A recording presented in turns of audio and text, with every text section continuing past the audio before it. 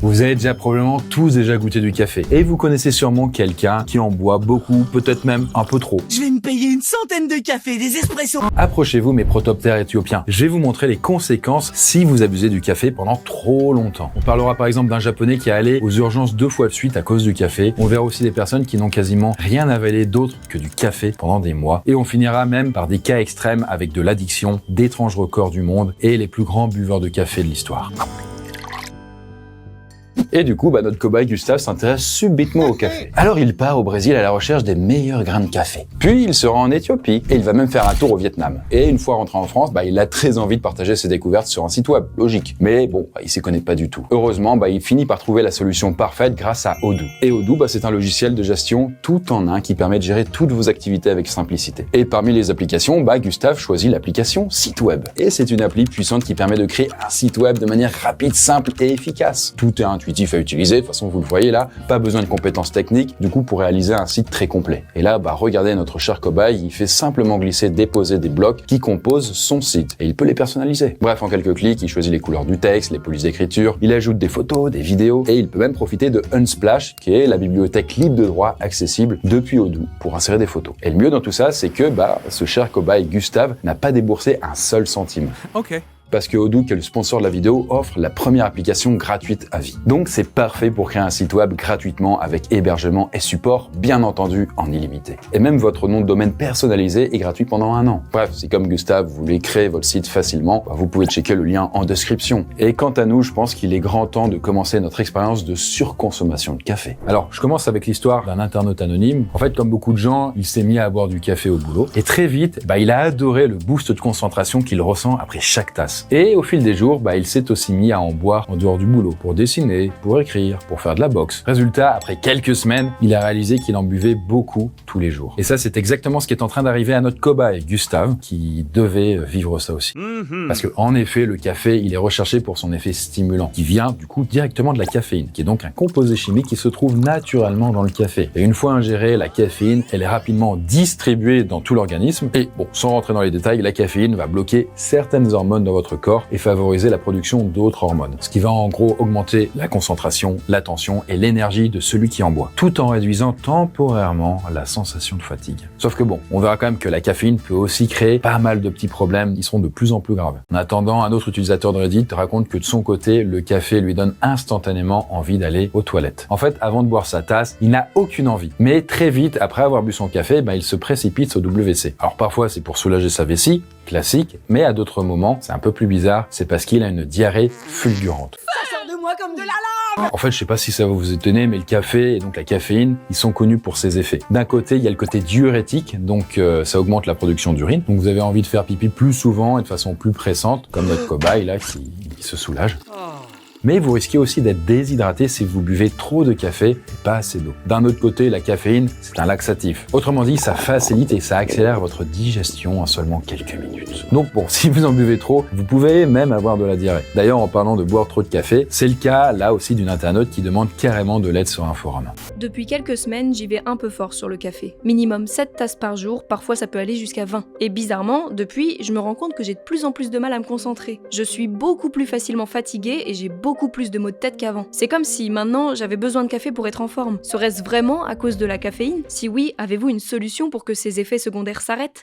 Pour elle, pas ouf, mais même pour une conso raisonnable de café, comme c'est mon cas, j'en bois que 1 ou 2 par jour généralement, votre respiration elle s'accélère. Du coup, vous devenez plus agité, nerveux, et il y a même certaines personnes qui auront mal à la tête. Il y a même une étude qui a montré qu'après 2-3 tasses de café, en un petit laps de temps, quelques heures, on se sent déjà 2 fois plus stressé. Et c'est pour ça que les experts de la santé recommandent de ne pas dépasser les 400 mg de caféine par jour, soit environ 3-4 tasses de café ou 8 tasses de thé. Et si vous êtes une femme et enceinte, et bien là, c'est 2 fois moins. C'est mieux pour le bébé, quoi. Du coup, là, notre internaute, elle est allée un petit peu au-dessus quand même des limites raisonnables. Et du coup, notre cobaye, Gustave, là, pour bien faire les choses, le gars, il en boit 10 tasses par jour. À ce stade, franchement, il boit plus de tasses de café café que de verres d'eau, quoi. Un petit peu finalement comme un Japonais de 39 ans en 2023. Parce que un soir, après avoir bu ses tasses de café, il a commencé à ressentir des engourdissements dans ses mains et dans ses pieds. Et puis il s'est mis alors à hyperventiler, à frissonner, à trembler. Et en arrivant aux urgences, là, il est entré en tétanie. C'est-à-dire qu'en fait, il était paralysé dans certaines parties du corps. Il n'arrivait plus à les bouger, quoi. Là, les examens médicaux n'ont rien révélé de particulier et il est finalement rentré chez lui. Sauf que 2 jours plus tard, là, rebelote. Il retourne aux urgences pour les mêmes raisons. Et cette fois, les médecins l'interrogent sur son mode de vie, quoi, ils comprennent pas. Et ils découvrent alors que le gars s'enfile 1 litre de café tous les soirs depuis plusieurs semaines. C'est beaucoup. Et généralement, il boit même pas d'eau à côté, quoi, pour diluer tout ça. Du coup, voilà, les médecins, ils comprennent qu'en fait, le mec, il est totalement intoxiqué à la caféine. Et en effet, en fait, ce Japonais pensait, un peu naïvement quand même, qu'il pouvait boire autant de café qu'il voulait, sans danger. Exactement comme notre cobaye, Gustave. Et du coup, il enchaîne les tasses depuis maintenant plusieurs semaines. Mais hélas, d'autres personnes ont eu encore moins de chance que ce Japonais. Notamment un Américain de 16 ans qui s'appelle Davis Allen Tripp, parce que Davis, un jour, il a enchaîné énormément de café, en plus de boissons énergisantes, en peu de temps. Et puis à un moment, il s'est effondré en plein cours au lycée. Et il est décédé quelques heures plus tard d'une overdose de caféine. Alors qu'en vrai, il était en bonne santé, quoi. Plus tard, les médecins ont découvert que la caféine avait provoqué une crise cardiaque. Et là, du coup, en l'occurrence, notre cobaye Gustave boit trop de café. Mais pas au point d'en faire une overdose. Donc je vous propose maintenant de voir ce que la consommation extrême de café peut provoquer au bout de plusieurs mois. Alors je continue là avec une expérience qui a été réalisée mais par une journaliste. En fait, comme un certain nombre de personnes, elle a jamais aimé vraiment le goût du café. Pourtant, du coup, elle, en tout cas en 2023, elle s'est mise à en boire tous les jours pendant 1 mois. En fait, c'est con, mais c'était la seule chose qui lui donnait assez d'énergie pour travailler sur un projet professionnel. Et du coup, elle en buvait le matin pour se réveiller et l'après-midi pour éviter le coup de mou après le repas, vous savez. Sauf qu'au bout de 30 jours, même en se forçant, elle n'aimait toujours pas le goût du café. Par contre, elle était devenue accro au coup de fouet énergétique qu'il procure. En fait, grâce à ça, elle travaillait 10 heures par jour, elle était beaucoup plus productive qu'avant. Et au passage, elle avait même perdu des kilos, tellement elle bossait, quoi. Par contre, à un moment, elle a arrêté de boire du café et elle s'est mise à reprendre ses kilos. Et surtout, elle a subi un énorme crash de caféine. Et ce crash, en fait, n'importe quel buveur de café, il peut le ressentir. Et encore plus si vous abusez du café comme notre cobaye, là. Parce que en fait, lorsque la caféine arrête de faire effet, il y a une sensation, vous savez, de grande fatigue qui s'installe. Et le truc, c'est que plus vous consommez de caféine, plus ce crash, il risque d'être violent. Et une étude, du coup, a montré que généralement, cette fatigue, elle perdure même toute la journée suivante. Après, ce crash, il y a un moyen de l'éviter, mais il est pas cool. C'est juste de consommer toujours plus de caféine tous les jours. Donc vous êtes toujours plus dans l'excès. Mais du coup, ça produit d'autres conséquences, vous imaginez bien, quoi. Et ça, l'acteur Christian Bale, vous savez, celui qui a joué dans beaucoup de films, notamment les Batman, il en a fait les frais. Mais volontairement. Parce que au début des années 2000, il a réalisé une transformation physique spectaculaire pour un rôle. Et il a alors perdu plus de 25 kilos en 4 mois. Grâce à un truc, c'était le jeûne au café noir. En fait, pendant 4 mois, il a juste mangé une pomme et une boîte de thon par jour. Et comme notre cobaye, il buvait beaucoup de café. Et du coup, ce régime extrême, ça a mis sa santé en grave danger. Et en fait, il manquait même tellement d'énergie que la caféine ne suffisait plus à la fin à le booster.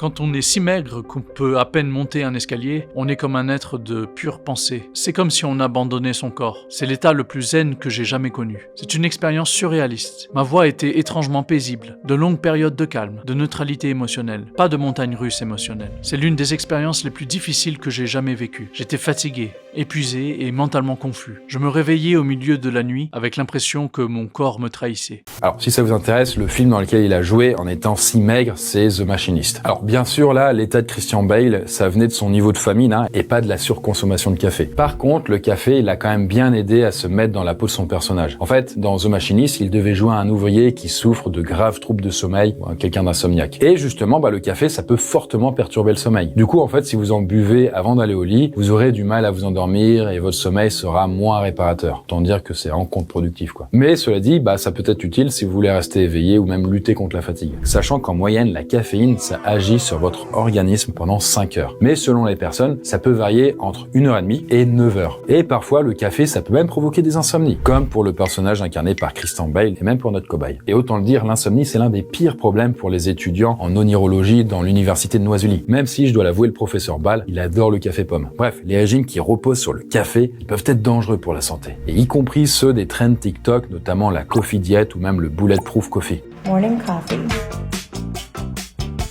En fait, le risque, c'est de tomber dans un extrême comme une maman américaine il y a quelques années, parce que elle, après avoir eu son premier enfant, elle a subi une dépression postpartum. Vous savez, du coup, c'est une maladie qui peut apparaître après un accouchement. Et en l'occurrence, là, cette maman avait perdu tout son appétit et elle ne mangeait quasiment plus. Par contre, elle était devenue vraiment accro au café. Elle pouvait en boire 10 grandes tasses par jour. Résultat, elle est devenue anorexique en quelques mois et elle a dû être accompagnée pour retrouver une bonne santé. Et là encore, je le dis quand même, mais c'est pas le café qui est à l'origine du problème. En fait, c'est surtout la surconsommation et la mauvaise utilisation du café qui a conduit dans ces extrêmes. Et justement, nous, on va voir les dangers après 1 an. En 2013, un internaute anonyme poste un message sur le site Drogue Info Service. Il explique qu'en fait, il s'est mis à boire du café pour compenser l'arrêt du tabac. Et depuis, le truc, c'est qu'il pense qu'il est devenu accro au café. Et il en boit alors plus d'une dizaine par jour. Le truc, c'est que c'est pas sans mal. Ça lui donne des palpitations, du stress, des angoisses. Et du coup, il a conscience que sa conso, elle est un petit peu problématique. Mais il a du mal à la réduire. Et en fait, c'est assez fou, mais il trouve que c'était plus simple d'arrêter le tabac que d'arrêter le café. Et du coup, après 1 an à enchaîner les cafés, vous seriez aussi devenu addict. Et d'ailleurs, on peut même le devenir bien avant 1 an, y compris sans boire autant de café que notre internaute. Parce que en fait, il est possible de développer une dépendance physique et mentale à la caféine. En tout cas, selon les experts de la santé. Parce que si, par exemple, le matin, vous avez l'impression de ne rien pouvoir faire tant que vous n'avez pas bu votre café, vous êtes probablement concerné. Et pareil, si vous buvez du café de façon compulsive, ou si c'est difficile de vous en passer malgré certains effets négatifs, là aussi, il y a peut-être une petite accoutumance, quoi. D'ailleurs, le meilleur moyen de savoir si vous êtes dépendant au café, c'est juste d'arrêter d'en boire pendant, par exemple, 1 semaine, 2 semaines. Parce que si vous êtes dépendant, c'est simple, vous allez avoir les symptômes du manque. Il y aura des maux de tête, de la fatigue, de la faiblesse, peut-être une mauvaise humeur, des petits malaises, des pensées un peu obsédées par le fait de boire du café. J'avais l'habitude de boire l'équivalent de 6 tasses de café par jour, parfois plus. Je dormais terriblement mal, je restais éveillée jusqu'au petit matin avec des symptômes de panique et d'anxiété en repensant à toutes les mauvaises choses que j'avais dites ou faites dans ma vie. J'étais fatiguée, de mauvaise humeur. Alors, en 2022, j'ai décidé de complètement arrêter la caféine du jour au lendemain. Je ne vais pas mentir, c'était horrible. Pendant les 48 premières heures, je me sentais malade, j'avais des frissons, je transpirais, je dormais très mal et j'avais des maux de tête terribles. En fait, c'est simple, la caféine, elle déclenche dans notre cerveau les mêmes réactions que certaines drogues.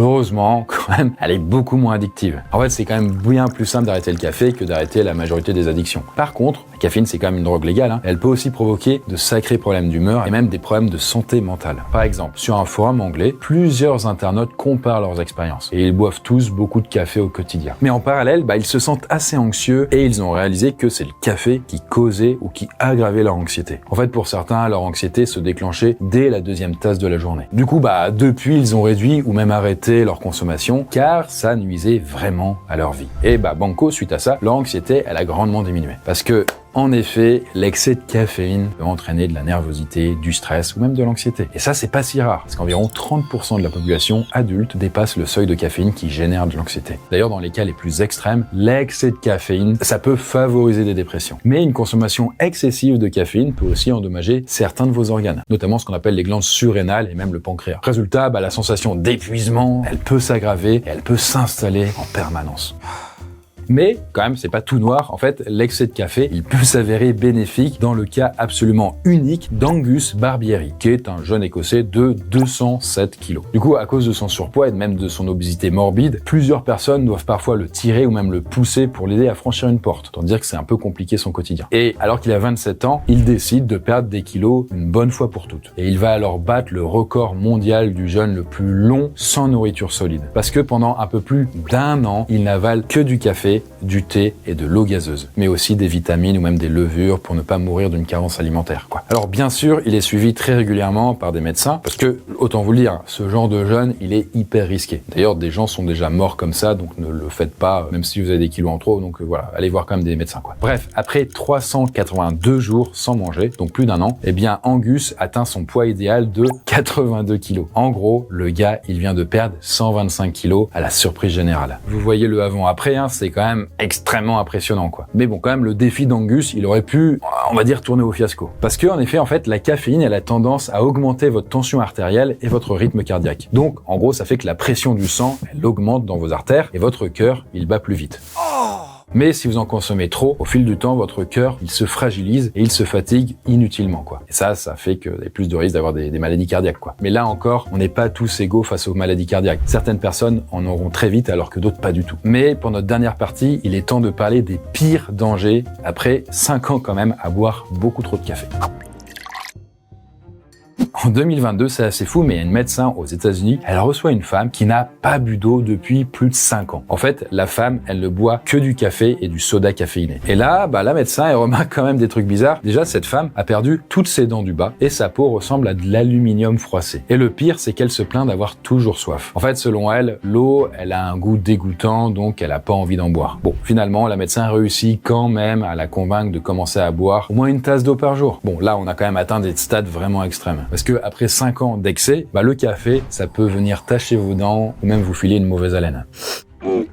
En particulier si vous ne buvez pas assez d'eau à côté et si vous vous lavez mal les dents, bien sûr. Mais trop de café, ça peut aussi provoquer des problèmes de déshydratation, même s'il y a beaucoup d'eau dedans. En fait, vous avez une urine qui est plus foncée, mais aussi un état de faiblesse, de confusion. Et le truc, c'est que les gens qui remplacent l'eau par le café, ils sont pas si rares que ça. J'ai une grosse dépendance au café depuis pas mal d'années. Je le prends dès le réveil, sans sucre, sans lait et super fort. En fait, je bois du café comme on boit de l'eau. Quand je n'ai pas de café, c'est horrible. Je suis prête à payer n'importe quel prix à l'épicerie du coin. Chez mes parents, ils boivent le café pas fort du tout. C'est du jus de chaussette, je trouve ça dégueu. On dirait de l'eau et ça me donne mal à la tête. Je me refais du café plus fort en cachette. En fait, on estime que 7% de la population adulte dépasse le seuil où le café devient toxique. Et du coup, pour les hommes comme Gustave, ça risque même de réduire leur fertilité.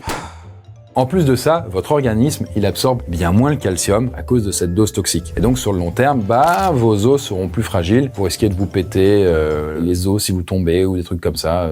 Voilà. Bref, en tout cas, après plusieurs années, l'excès de caféine peut même augmenter le risque de certains cancers. Et dans de très rares cas, la surconsommation de café peut entraîner ce qu'on appelle une rhabdomyolyse. Voilà, c'est une situation dans laquelle vos muscles se dégradent anormalement vite. Et en gros, vos fibres musculaires libèrent leur contenu dans votre sang. Et du coup, ça peut causer de sérieux problèmes et même des complications, notamment au niveau des reins. Et sur le long terme, c'est aussi la santé mentale qui peut prendre cher. Par exemple, l'américain Don Egan, lui, il buvait au minimum 6 tasses de café tous les jours. En fait, dès qu'il avait une baisse de morale, c'est parti, il reprenait une tasse pour se remotiver. Mais à chaque fois, l'anxiété revenait et du coup, il était constamment déprimé. Finalement, il a quand même pris du recul et il a réalisé que son état était peut-être lié à sa surconsommation de café. Alors, il a arrêté d'en boire. Et là, comme par magie, au bout de quelques jours, son mal-être, il a commencé à s'estomper. Du coup, depuis, il ne boit plus que du décaféiné et il mène une vie plus apaisée. Parce que, en effet, l'excès de caféine, ça maintient votre corps en alerte maximale toute la journée. Si vous en buvez tout le long, quoi. En fait, ça sursollicite le corps et l'esprit et ça peut même entretenir un état dépressif. En gros, c'est comme une forteresse quand du coup, vous savez, elle est en mode alerte. Le mode alerte, c'est utile quand il faut faire face à un danger ou quand il y a des problèmes. Sauf que quand vous êtes en mode alerte tout le temps, tous les jours, les citoyens, ils pètent un plomb. Là, votre corps, c'est la même chose. Et du coup, vos expressos deviennent des dépressos. Voilà. Et pourtant, le café, ça a quand même des bienfaits. Et c'est surtout dans le top 3 des boissons les plus consommées de la planète. Juste derrière l'eau et le thé. Mais on est encore loin des plus grands buveurs de café de l'histoire. En fait, on raconte que Theodore Roosevelt, qui a été président des États-Unis, il buvait en moyenne 4 litres 4 litres de café par jour dans une tasse gigantesque. Ça n'a aucun sens. What the fuck. Et même, les écrivains comme Voltaire et Balzac buvaient chacun plus de 50 tasses de café au quotidien. Ça fait beaucoup là, non? En fait, Voltaire, c'est simple, il refusait d'écouter son médecin qui lui assurait que ça finirait par le tuer. Et donc, pour ce faire, Voltaire diluait son café avec du chocolat et il a vécu jusqu'à 84 ans. Je sais pas si c'est un cas à suivre après, franchement, il est probable que sa génétique a été à son avantage. Et de son côté, Balzac, lui, il buvait un café très concentré. En fait, il se levait à 1h du matin pour écrire ses livres. Et il enchaînait alors les tasses, encore et encore, pour rester éveillé. Puis il faisait une sieste à 8h du matin avant de recommencer. Sauf que lui, il a eu un peu moins de bol que Voltaire et son mode de vie catastrophique a précipité sa mort à seulement 51 ans. En fait, son corps et son cœur ont lâché, complètement usés par ce combo mortel de fatigue et d'excès de caféine. Et en effet, j'ai l'impression de l'avoir dit 500 fois, mais l'abus de café, ça peut provoquer, voire même déclencher des AVC et même des crises cardiaques. C'est valable pour ceux qui ont des prédispositions, mais même pour ceux qui sont en bonne santé, ça peut aggraver. Sachant que boire trop de café, c'est encore plus dangereux si vous faites du sport et qu'il fait chaud. En tout cas, c'est ce qu'a dit une étude américaine en 2024. Parce qu'en fait, la caféine, elle empêche votre corps de se refroidir correctement. Donc, votre cœur, il est encore plus sollicité, il doit encore plus bosser et il se fragilise, quoi.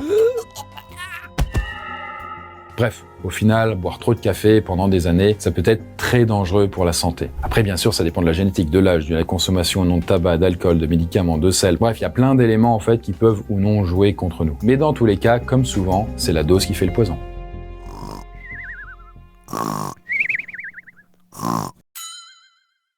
Et bien voilà la poiscaille sur le trop de café. Si vous avez des anecdotes sur le sujet, n'hésitez pas pour les commentaires. Et pour finir, sachez que les excès de café peuvent avoir de sacrés impacts sur votre sommeil. Notamment en provoquant, ce qui est assez fou, mais des cauchemars et des paralysies du sommeil. Faire plus de cauchemars, je pense qu'on n'a pas envie. Et les paralysies du sommeil, ça peut être aussi des événements très traumatisants parce que, vous savez, c'est quand vous êtes paralysé dans votre lit, vous ne pouvez plus bouger. Pourtant, vous avez les yeux ouverts, vous avez l'impression d'être réveillé et pourtant, vous êtes hyper angoissé. Il peut même y avoir des entités, des créatures, des trucs que vous voyez vraiment qui rentrent dans votre chambre. En tout cas, si la thématique des rêves vous intéresse, eh bien ça tombe bien puisque je l'explore dans ma future saga Noisuli qui sortira fin février prochain. Je redirai plus d'informations prochainement. En attendant, on se dit à très bientôt et faites de beaux rêves. Bye.